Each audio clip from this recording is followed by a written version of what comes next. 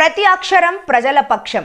HR9 news టీవీకి స్వాగతం, సుస్వాగతం. ఆంధ్రప్రదేశ్ రాష్ట్ర పరిశ్రమల శాఖ మంత్రి కొండపల్లి శ్రీనివాస్ పెనుగొండకు వచ్చేగా వారికి ఘనంగా స్వాగతం పలికిన బీసీ సంక్షేమ శాఖ మంత్రి సవిత మాట్లాడుతూ కరువు ప్రాంతమైన మా ఉమ్మడి జిల్లాకు మరిన్ని పరిశ్రమలు తెచ్చి ఆర్థికంగా అభివృద్ధి చేయాలని మంత్రి శ్రీనివాస్ ని కోరారు. అలాగే పెన్షన్ల విషయంలో 10 ఎకరాల భూమి నిబంధనను పెట్టడం వల్ల చాలా మంది పెన్షన్లకు దూరమయ్యారని వారిని దృష్టిలో ఉంచుకొని భూముల నిబంధనలను కూడా సవరించి అర్హులైన లబ్ధిదారులకు పెన్షన్లు మంజూరు చేయాలని మంత్రి దృష్టికి తీసుకెళ్లారు.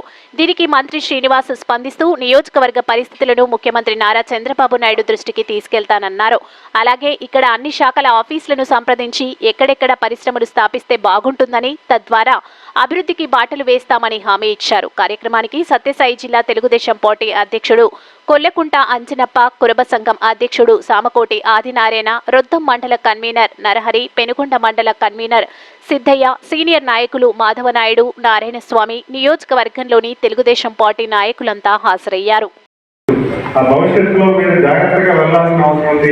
ప్రతి పని కూడా మీరు ఆశీర్వదించి అడిగేయాల్సిన అవసరం ఉందని గౌరవ ముఖ్యమంత్రి గారు చెప్పడం, ఇప్పుడు సవితక్క కూడా అదే చెప్తున్నారు. పెన్షన్ విషయం వచ్చినప్పుడు చాలా జాగ్రత్తగా వ్యవహరించండి. అర్హులైన వాళ్ళందరికీ కూడా పెన్షన్ ఉండాలి.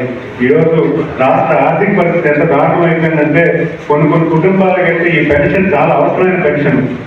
వాళ్ళకి ఇచ్చే 4,000 వల్ల వాళ్ళు ఆర్థిక జీవన విధానం అనేది వాళ్ళకి అవసరమైన పెన్షన్. అక్కడ కక్ష సాధింపులు వెళ్ళకండి. ఖచ్చితంగా అర్హులైన వాళ్ళందరికీ కూడా పెన్షన్ ఇవ్వండి. అనర్హుల సంగతిని మనం చూసుకున్నాం, ఎలా చేయాలో నెమ్మదిగా చేద్దాం, గాబరపడి చేయకండి. మీరు చూస్తే గత నెల రోజులు, ఒక 15 రోజుల క్రితం జిల్లాలో గ్రామం వెరిఫై చేసాం అనర్హులు ఎంతమంది ఉన్నారని. అలా చెక్ చేసుకొని ఒక ప్రణాళికలో వెళ్ళి అనర్హులు తీసే ప్రయత్నం చేస్తాం. కానీ అర్హులైన ఎవరిని కూడా మిస్ అవ్వకుండా జాగ్రత్తగా మీరు పెన్షన్స్ లేకపోతే డీల్ చేయాలని చెప్పారు. ఎందుకంటే మన ఆర్థిక ఉన్న ఇబ్బందులతో ఎవరైనా కుటుంబం చేయాలి అంటే అర్హులైన వాళ్ళు ఎవరైనా జారిపోకుండా ఆలోచన చేయాలని ఖచ్చితంగా ఏదైతే అభ్యర్థులు ఉందో దాన్ని కూడా పరిగణన చేస్తూ మీరు చెప్పిన చేనేత కార్మికులు ఎవరైతే ఉన్నారో అది కూడా మేము కార్యక్రమం చేస్తాము. అంతేకాకుండా ఈరోజు MSME యూనిట్స్ రాష్ట్రానికి సుమారు 7 లక్షల ఉద్యోగాలు కల్పిస్తామని ఈరోజు మన ప్రభుత్వంలో వచ్చాం. అంటే ఈరోజు మనం ఒక ఎలక్షన్ మేనిఫెస్టో ఎందుకు పెట్టుకున్నాం అంటే ఈరోజు నిరుద్యోగం అనేది ప్రధానమైన సమస్య. యువకులకైతే ఉద్యోగ అవకాశాలు కావాలి. ఉద్యోగ అవకాశాలు కావాలంటే పెట్టుబడులు రావాలి. పెట్టుబడులు తీసుకొచ్చి ఈరోజు ఉద్యోగ అవకాశాలు అవ్వడం ఒక వ్యక్తి అయితే మన తాలూకు కుటుంబంలో కూడా మనం ఎలాంటి పరిశ్రమలు పెట్టచ్చు, ఏ రకమైన పరిశ్రమలు పెడితే మన యువకులు 10 మందికి ఉద్యోగాలు కల్పించగలిగితే అవకాశం ఉన్న వాళ్ళు కూడా పరిశ్రమలు పెట్టే అవకాశం కల్పించాలంటే దానికి కూడా కొత్త ఆలోచన తీసుకొచ్చారు. రతన్ టాటా ఇన్నోవేషన్ హబ్ అని కొత్త ఆలోచన తీసుకొచ్చి ఆ ఇన్నోవేషన్ హబ్లో కొత్తగా ఐడియాస్ తీసుకొస్తారు. పరిశ్రమలు పెట్టుకుని ఐడియాస్ అక్కడ ఫార్ములేట్ చేసి మన యువతకి అవకాశం కల్పిస్తారు. ఈ ఇండస్ట్రీ ఈ ప్రాంతంలో ఇలాంటి ఇండస్ట్రీస్ పెట్టచ్చు, మీరు ఎవరైనా పెట్టాలనుకుంటే పెట్టుకోండి, దానికి కొనేవాడు ఉన్నాడు, మీరు ఇండస్ట్రీస్ పెడితే ఇలా కొనేవాడు కూడా ఉంటాడని ఒక కొత్త అంటే తయారు చేసే విధానాన్ని కూడా గౌరవ ముఖ్యమంత్రి వారు ఆలోచన చేస్తున్నారు. మా కడవని డైరెక్షన్స్ ఇచ్చి ప్రతి ప్రాంతం కూడా అభివృద్ధి చెందే విధంగా ఈరోజు మన కొత్త ఆలోచన తీసుకుంటే దేశంలో ఎక్కడా లేదు ఇలాంటి ఆలోచన. అంటే ఇండస్ట్రీకి ఏం కావాలి, పరిశ్రమలు ఎలా పెడతారు, అలాగే పరిశ్రమలకి యువకుడు, ఉత్సాహవంతుడు, విద్యావంతుడు, రాజకీయ కుటుంబం నుంచి వచ్చిన వారు మరియు ఎప్పటికప్పుడు టెక్నాలజీని ఏ విధంగా ఉపయోగపెట్టాలి, మనం ఏ విధంగా అయితే ప్రజలకు దగ్గర చేయాలి, ప్రజలకు మాట ఇచ్చిన ప్రకారం ఏ విధంగా అయితే చంద్రబాబు నాయుడు గారి స్ఫూర్తిని ఆదర్శంగా తీసుకొని మన సహచర మంత్రులు కొండపల్లి శ్రీనివాస్ గారికి MSME, SERP మరియు NRI అంటే 3 కూడా ప్రజలకు చాలా కీలకమైనవి, ప్రజలకు చాలా అవసరమైన శాఖలు ఈరోజు మన సోదరులు కొండపల్లి శ్రీనివాస్ గారు మన పెనుగొండ నియోజకవర్గానికి వచ్చినందుకు స్వాగతం, సుస్వాగతం. మా నియోజకవర్గం తరఫున, మా జిల్లా తరఫున మీకు స్వాగతం, సుస్వాగతం తెలియజేస్తున్నాం సోదరులారా. చాలా సంతోషం.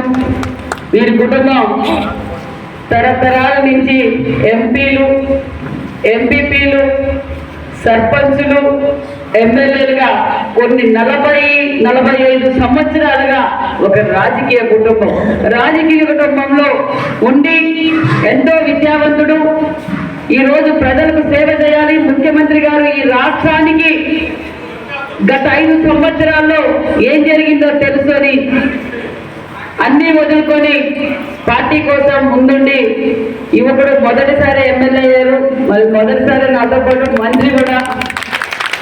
క్యాబినెట్ లో ఏమి ఎక్కువ క్యాబినెట్ లో జరిగే చర్చ ఏమంటే పరిశ్రమలు, పెన్షన్. ఫస్ట్ ఎవరికైనా సోదరా మాకు పెన్షన్ కావాలని నేను అడుగుతాను.